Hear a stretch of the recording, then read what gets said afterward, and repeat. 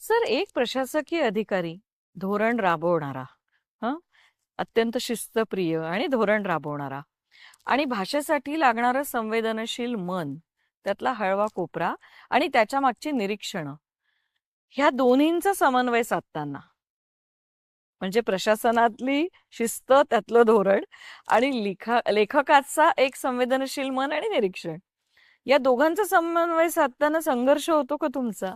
तुमचा प्रश्न स्वाभाविक आहे, पण याचं उत्तर थोडंसं अनपेक्षित आहे. बरं. मला असं लक्षात आलंय अनुभवाने, हां, की मला हा समन्वय वगैरे साधण्यासाठी काही विशेष वेगळं प्रयत्न काय? करावे लागले नाहीत. हं. आणि त्याचं कारण मला असं वाटतं, की शासकीय नोकरी ही अशी एक संधी असते, की तुम्हाला समाजाचे विविध थर हे जवळून पाहायला मिळतात. हं. म्हणजे अगदी थोडं स्पष्ट बोलायचं तर चोर दरोडेखोरांपासून ते सज्जनांपर्यंत, श्रीमंतांपासून ते अतिगरीबापर्यंत असे सगळे थर बघायला मिळतात. आणि ती अनुभवांची एवढी मोठी बँक असते, खरंय. की तुम्ही घ्याल तेवढे अनुभव कमी.